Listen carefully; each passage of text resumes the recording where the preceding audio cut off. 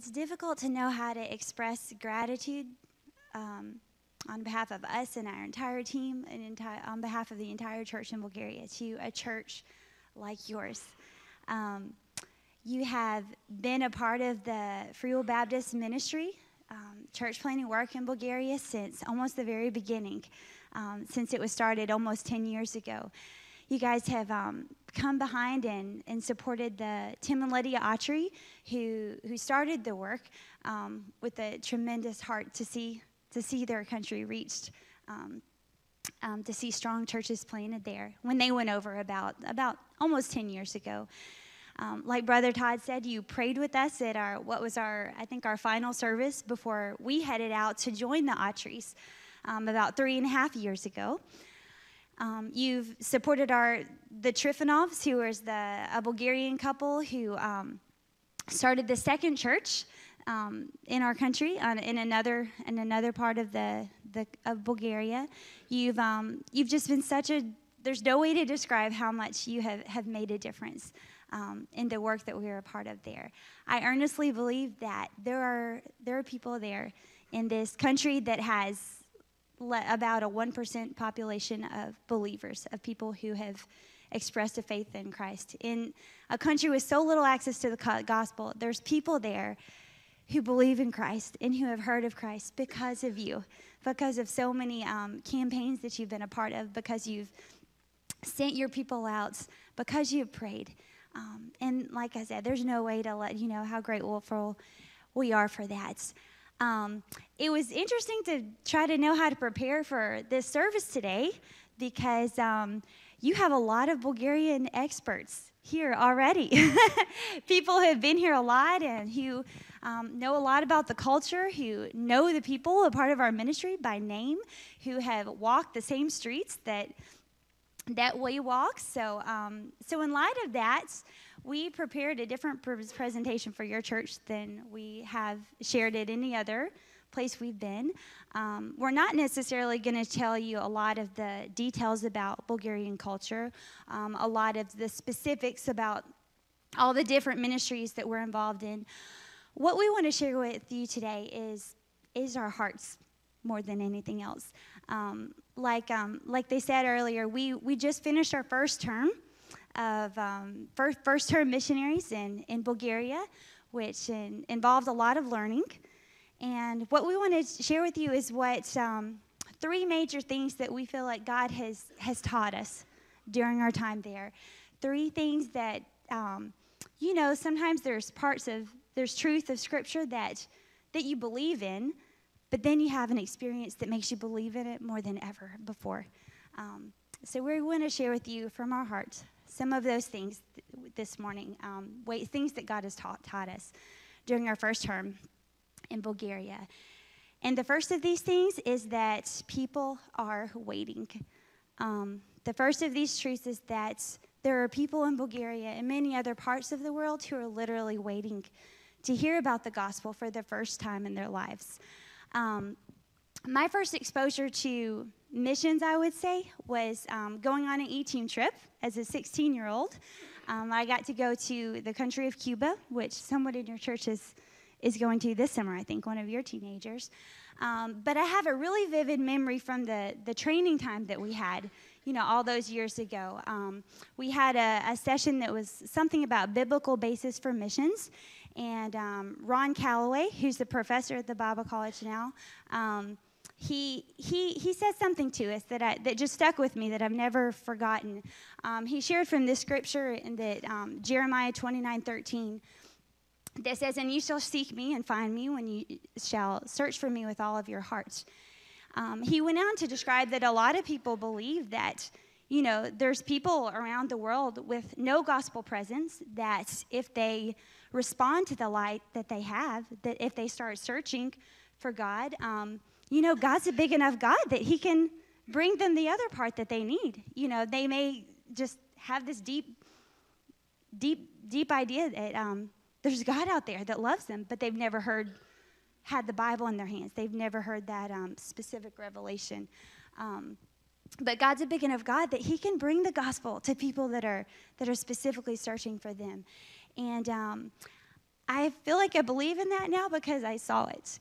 I saw a lot of people that God brought into my life who were indeed searching and who indeed found him because people were sent. One of those people is a friend of mine whose name is Donnie or Yordanka. Some of you guys have met her that have traveled there before. I'll tell you, this first term in Bulgaria, we went over there with a 6-month-old and a 2-year-old. So, you have all these ideals for what your goals and tasks are as missionaries, learning language, being involved in ministry. A big part of mine was keeping up with my 2 little kids, very active little kids. And so there were parts of ministry that, for me personally, as a mom of preschoolers, I didn't get to be involved in as much, but a place that I was a lot was the playgrounds in the community. Something interesting about Bulgaria is that mothers there get 2 years of maternity leave. They're a very poor country, but for whatever reason, God blessed me in this way, I guess, by putting me in this place with lots of mothers during this time that we first came there. So Donnie was the person that I met on the playground in this season of life and this season of our ministry. She's a very energetic, passionate, really smart young lady. She has a 4-year-old little boy who my little girl says every once in a while that she's got plans to marry him one day. See how that goes. But Donnie went through a time in her life that she was indeed searching. She was pretty desperate, in fact. When she was about to give birth to her little boy, she was living in the capital city of Sofia with his dad, who was not her husband. But she fled in the middle of the night because she was basically afraid for her life. She came back to this small town that we live in of Svistov, came with her parents, didn't know how she was going to restart everything, didn't know how she was going to provide for her little boy, no job, no future. After he was born, she just lay in bed one night, and she told me this later on, that night she just felt frozen with fear. It kind of reminds me of the story in the Bible of Hagar. Just this feeling of desperation. What am I going to do with my life? But in that moment that she just felt more paralyzed with fear than she ever had been. She told me that she just had this sense of someone telling her, I'm going to take care of you. It's going to be okay. During a thing about Bulgaria is that during the time of communism, the government did a pretty good job of stamping out any kind of belief in the idea of a personal God, of the Bible, anything that had to do with that. And so because of that, Donnie she'd never had a Bible before. She'd never been taught how to pray. She had no concept of this God that could be personal, that could be there for her in her time of need. But she just determined she was going to search. She was going to search for whoever that was that had that she knew that there was someone out there that would take care of her, that had some kind of greater purpose for her life. I'll try not to make her story too long, but basically, Donnie was working at the Center for Children with Disabilities, where your church has been a part of building a playground there, and very involved in the ministry our church has had for this place for underprivileged children. She was working there at the time, and one Christmas where we did a Christmas program there, and the gospel was presented. We had just recently became friends, and so Donnie sent me a message and said, Amy, I met people from your church today. We need to talk. So, of course, we had coffee, and she went on to explain, when she asked those basic questions about, so what is church? What do you guys believe? What is this that you presented to the kids about having a purpose in life, of God having a purpose for you? And when I was able to explain it to her, she said, Amy, this is what I've been searching for my whole life, but I've never had anybody to tell me about it before. So Donna was able to, she searched and she found Jesus. She is as well as many other believers, new converts that we have. They definitely need your prayer support as far as growing. But she searched for Jesus and she found him because people were sent. Like I said, a big part of my life during our first term was being out, just getting to know different mothers and things like that. Donnie is not the only one that we ran into that had a story like that had a story of, you're the first person that has ever been able to tell me about this hope that I can have. It's been something I've been waiting to hear for my whole life. For whatever reason, God filled my life with a lot of single moms during the time that we were there. Sometimes you just don't expect the kind of people he'll bring to you. But just in the past year, I had 4 friends that were close to my age, either in their 30s or their 40s. Just in the past year, they became widows. 2 of it was from sickness, but the other 2 were from unexpected tragedies. And to watch somebody deal with death in a place where there's no hope, when there's no concept of a hope, all there is superstitions and rituals to go through and a pressure to be strong for your family, don't show weakness or emotion. It breaks your heart. But God used some of those situations. He made connections there into where we were able to share hope with some of these people, including these young widows. And before we left, a friend of mine, who Jonathan may mention again in a minute, a friend of mine named Eva, who is a widow with 2 little kids that go to school with our girls. She came to our house right before we left and gave me a note. And in it, she just kind of poured out her heart. And she said, please tell the people that sent you thank you. Because of that, because I've met you and because of this truth that you've shown me, I know that I'm not alone in the world. And she said, I just don't know how to thank you that. I know that God is near. He's not far away like everyone else in my country believes. He's near, and I'm not alone.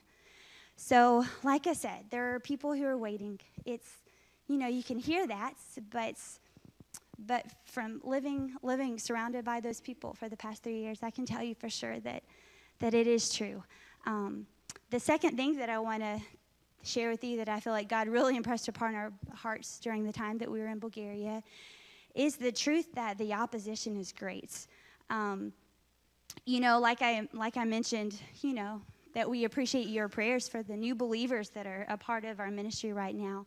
I think that we've watched just about every person that we've seen who has chosen to follow Christ in Bulgaria face some kind of serious opposition from family, friends, or their employers because of their faith. And this is Bulgaria. We're not even talking about, places like the Middle East where there's an even more intense kind of persecution there. But one example is a lady that I'll share with you is a lady who was connected with our English Club ministry. This is something that we were very much a part of in our first term, the English Club ministry, that it was a part of the city in Svistov. It started out with just a handful of kids, just one little group of kids, and expanded, I think, to maybe 2 or 3 groups. The Hannah Project has been here for 2 summers, helping with English camps. And by the time we left this English Club program, we had 5 groups working with all kinds of ages, all kinds of skill levels. Most of the time with these English clubs, it takes we have to get people to trust us before they'll show up to the English Club, because it does take place in our church, which a lot of people think is a cult. And so just to get them to come, in most cases, it takes a while. They have to get to know us, and then they'll come. But there was one lady that I met in the grocery store, one day, and she knows that I spoke English. Asked if I could teach her child English. I invited her to come to our clubs, and she didn't seem to have a hard time trusting us. This is her name, and so she started coming.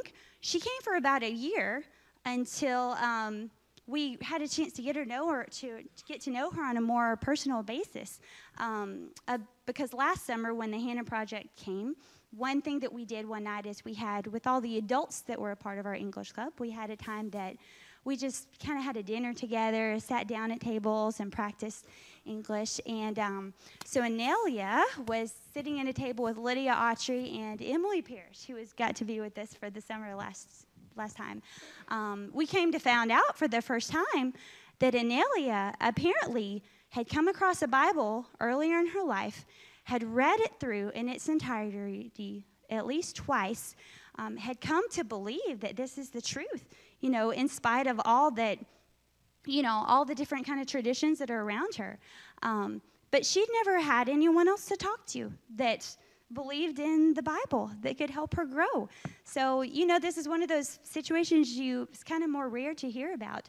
But she had, on her own, come to a faith, to a belief in Jesus. Had never had fellowship, had never had an opportunity to grow with other people. So, Lydia Autry was she agreed to do a Bible study with Lydia, and she is growing now.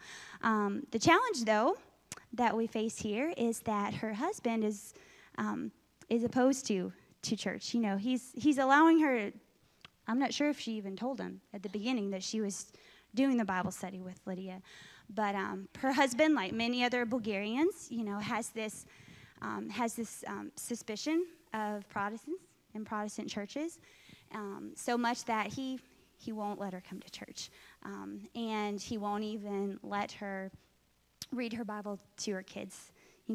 Even though she wants to share this truth with her kids, she's caught in a tough place because he's not allowed her to share it, to talk about it with her children. So she's an example of the opposition that we see. She considers herself a secret believer, is trying to grow in her faith, but is struggling to have that courage to know what to do next, in her situation. So, like I said, we see the opposition that the Bible talks about, that, really our true opposition isn't against flesh and blood, but it's against spiritual powers. We see that in the believers that we've seen come to faith during our time there, which is a good bit. It's growing more and more. But we've also seen that kind of opposition in terms of how it's affected our churches, our church, and our families. It can take place in all kinds of different things. It seems like any time that we start to see God moving a lot, we've seen the enemy hit pretty hard as well, whether it's sicknesses or just heavy waves of discouragement. One thing about people in Bulgaria is that they're pretty harsh and blunt in how they confront you with things. And, you combine that with people who don't know the Lord. There's some people out there who oppose us, who can say a lot of hurtful words, who can do a lot to keep people away from us. So like I said, we praise God that there are believers who have been standing strong in the midst of opposition. If you were to ask me what is the most challenging part about the 3 years that we've spent in Bulgaria, I would say it's the people who got scared and backed away under so much spiritual opposition. And I feel like the reason Bulgaria doesn't have a lot of missionaries, not just Free Will Baptists, but as a whole country, there's throughout the past couple of years, there's been so many missionaries and organization that has pulled out, that have just given up. And I believe that the real reason for that is because of that opposition, because some people, don't know how to handle it and turn back because of it. So the second reality that we came to believe is that the opposition is great, that spiritual battle is intense. It's always tough following her. She does so good at this. And the third reality that we've seen is there's power in prayer. And this is maybe even more personal than the other two, and I've even in my own life. But this is the reason, among other things, that we go to churches. That we come back to America is to kind of rally churches in America to stand with us through prayer. And I'm not going to say a ton about those cards, but that's why we hand the cards out. So if you have one, and if you want to be able to pray with some information and not just remember us by name, those cards, that's how you get on our email list where you can keep up with us.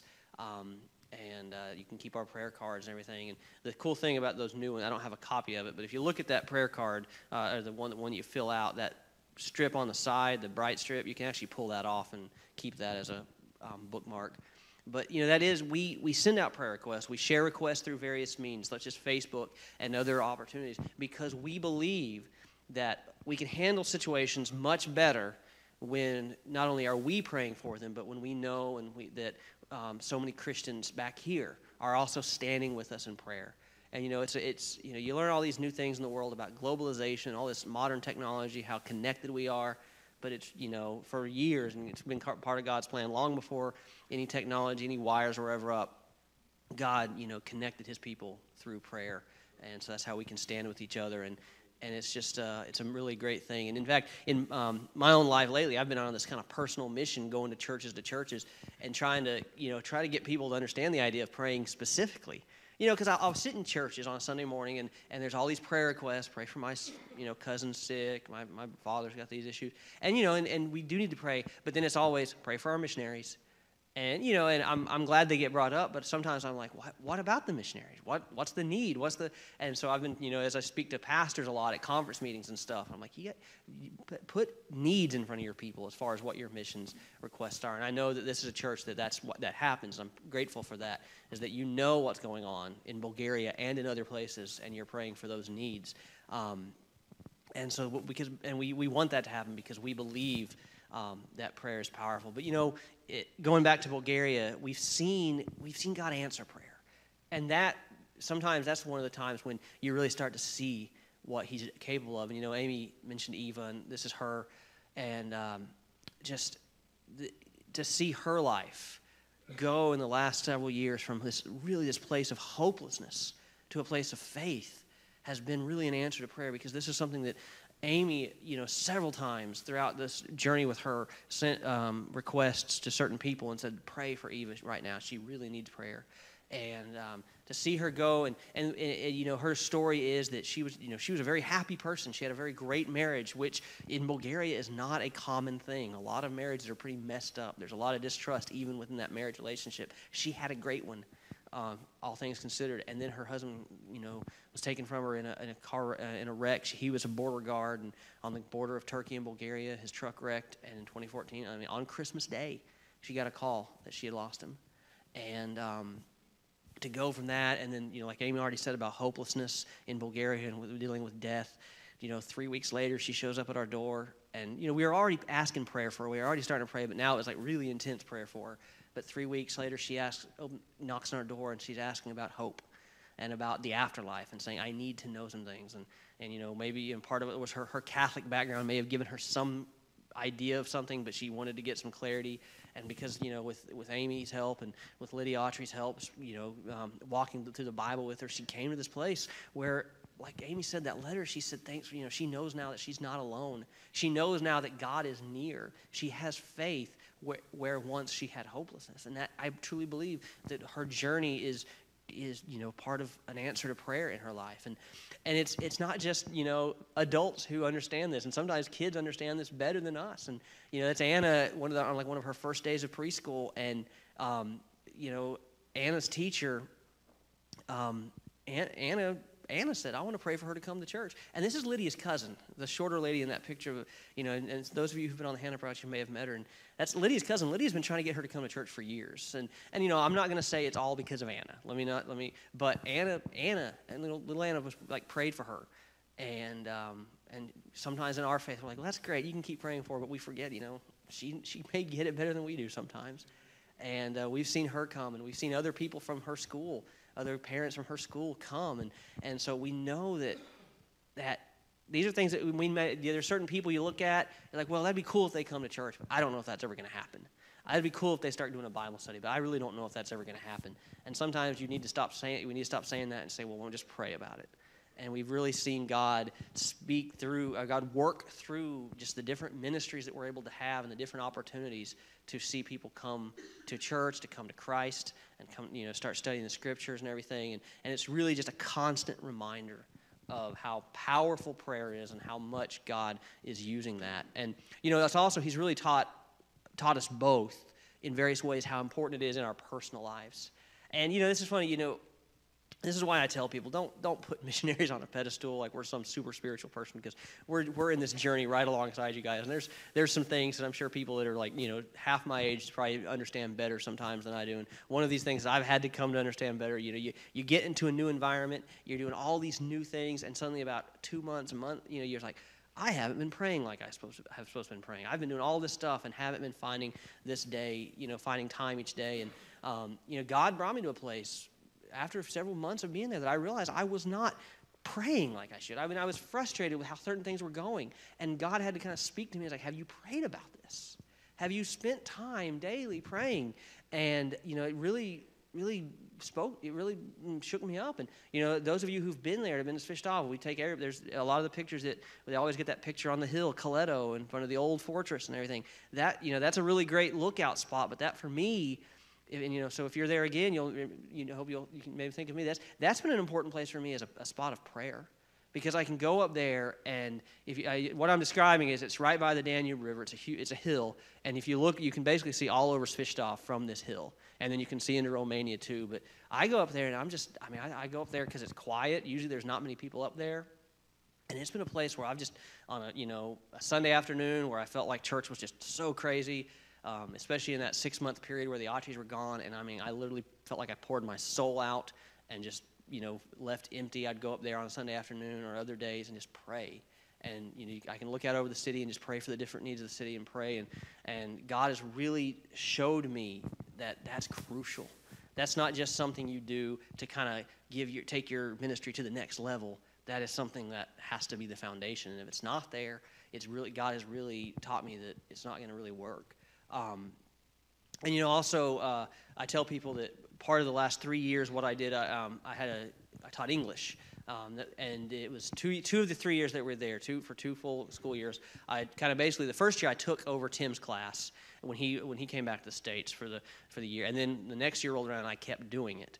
And I'm just going to be 100% honest, and I don't know how much I told people like on the Hannah Project at the time, but it was one of my least favorite experiences in Bulgaria. And crazy thing is, when we go back, I'll probably do it again, because it's kind of a necessary thing. And it's, I was telling the Sunday school class today, like, I didn't speak great Bulgarian when I started. I am pretty sure kids were cursing at me. And it's just there's all sorts of reasons. I could go into long reasons why it was not a great experience. But I say that to say that at part of my journey in that, some of the best days I had were the days where I realized I took a little bit of time before I got to school and I prayed, not just God, I'm going in this class again, help me to do well. I tried to take time to pray for the students specifically. And I tried to take time just to say, Lord, as rowdy as these students are, as hard to deal with, Lord, I may be the only Christian influence they have. And, that's sometimes we say that, but, in Bulgaria, that's very, very true. I may be the only person they know who is a true believer. And you have to take that seriously. And it's like the days that I really took it seriously to spend some time praying before I went before them was really just the days, honestly, I felt like I was more equipped. And, I say that, sadly, I said I should have done that every day. And so that's one of the things that God is slowly bringing me to. And, it's also, it's crucial not only in our personal lives, but as we approach the future. This is kind of where I'm going to transition a little bit into maybe what's, into some of the stuff that's going on when we go back. But as we go into the future, in a few minutes I'm going to tell you about Plevin and our future plans, but God is really showing me how important prayer has to be in this whole thing. I can sit around thinking about strategies and methods and all of these different things that are going to be important going into a new city. But God has really, through different people lately, showed me you've got to be praying about this too. You've got to be very intent on praying it. And, even recently I got to sit down and talk with James Forline, the former director of Free Will Baptist International Missions. He's now working with a group that's reaching North Africans. North African Muslims. And, I was talking to him because I know some of the strategies they're using and things like that. And I don't think he was trying to slow me down in my thought, but he just really kind of countered by saying, yeah, but the really important thing, the methods, that's not what matters. What matters is these guys really have a handle on prayer and fasting. These Christian, African Christians that we're working with, they really get it. You don't have to teach them to do it. And God's had to really show me that, whatever I'm going to do in a new city, if I'm not laying that foundation of prayer when I go back, it's going to be it may be even fruitless. It may just not really go the way I want it to go. And so God's showing me how crucial it is. Instead of methods and strategy being the place to start, prayer being the place to start. And so I want to kind of transition from that to kind of show you what's going on, how you can be praying for what's currently there, and then what's happening in the future. And so here, this is where we have our current two church plants, Svistov, where a lot of the Hannah Project people have been, and then also Varna on the Black Sea coast. And just please be praying for these churches.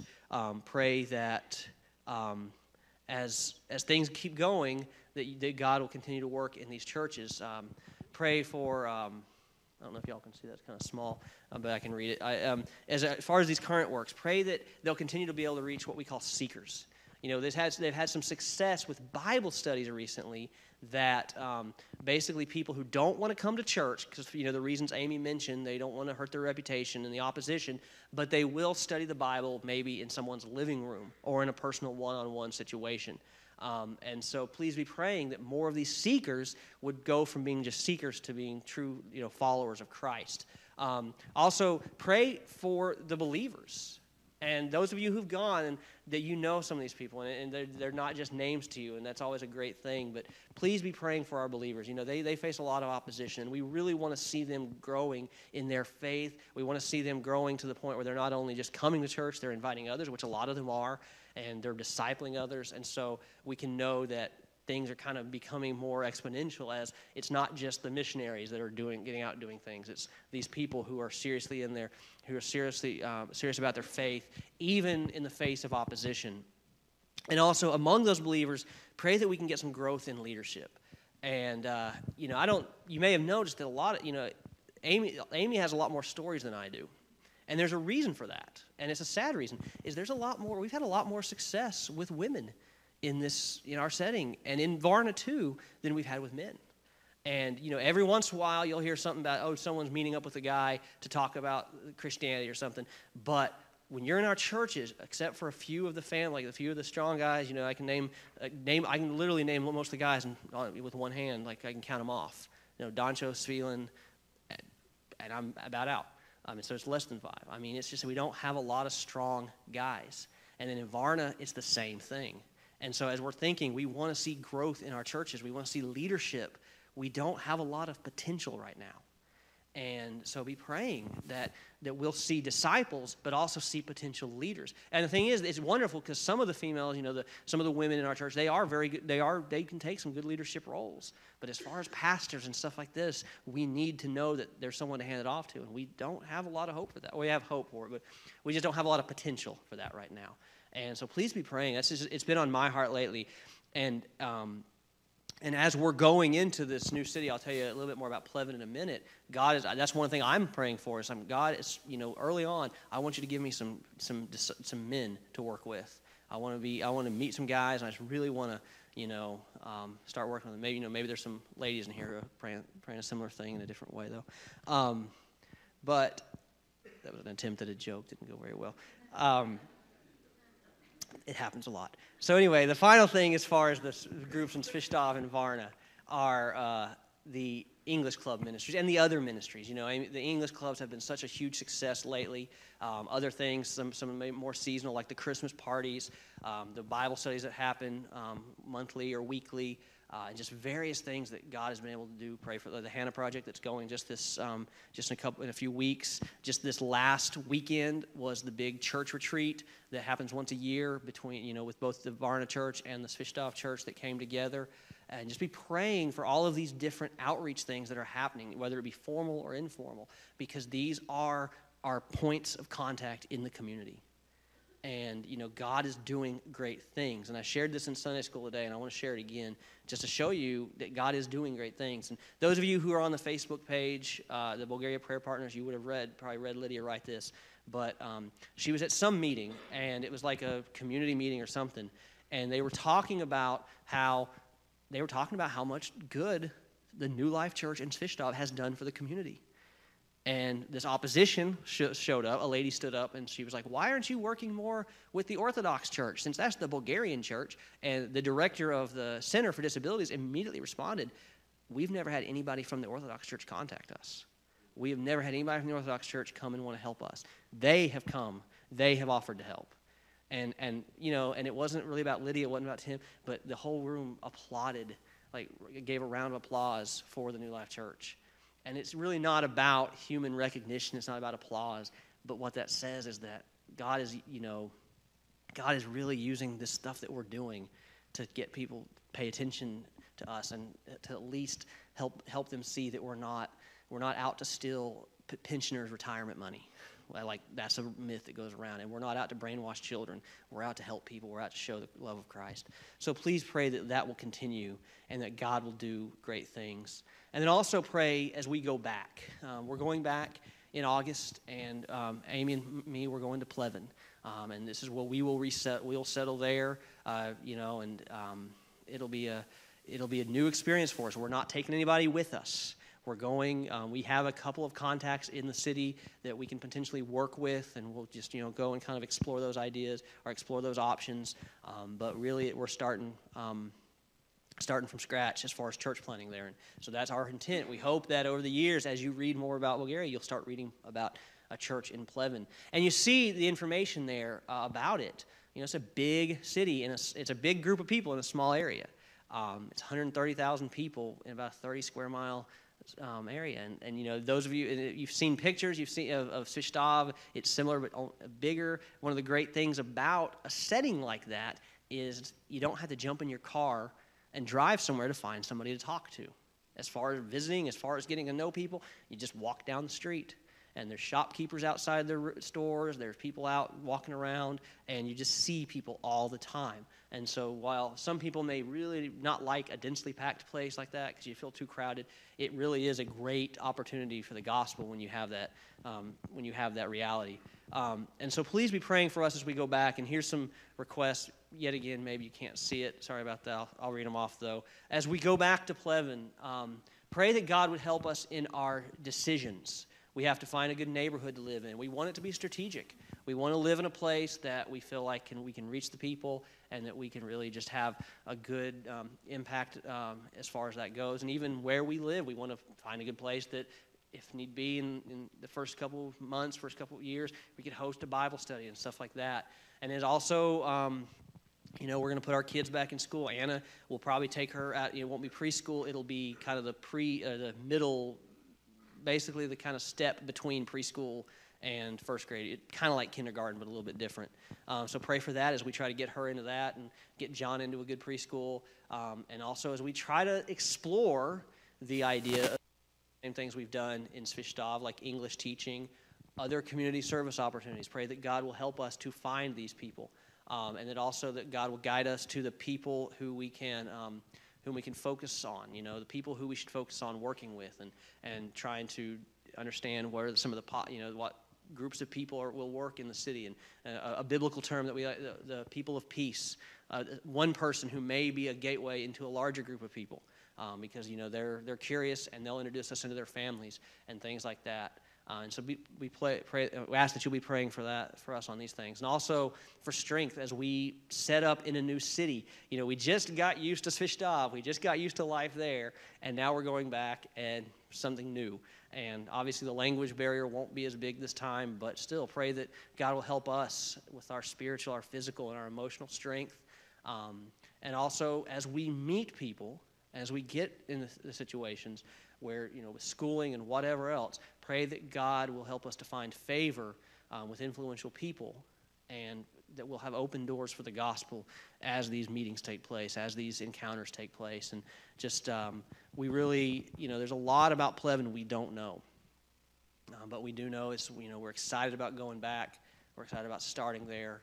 We're excited about various things. And just, we're excited to know that as we go, that wonderful people like you are standing with us, not just through your financial support, but also through your prayer support. And that so many of you think of us on a regular basis, and you don't just think of us, you pray for us. And that you stand with us in prayer. And it really does, bolster us up as we go back to know that that's happening. And just so thank you so much. I'm going to turn it back over to Brother Todd now. Just thank you for the time. And just, if you have any questions, feel free to ask me later.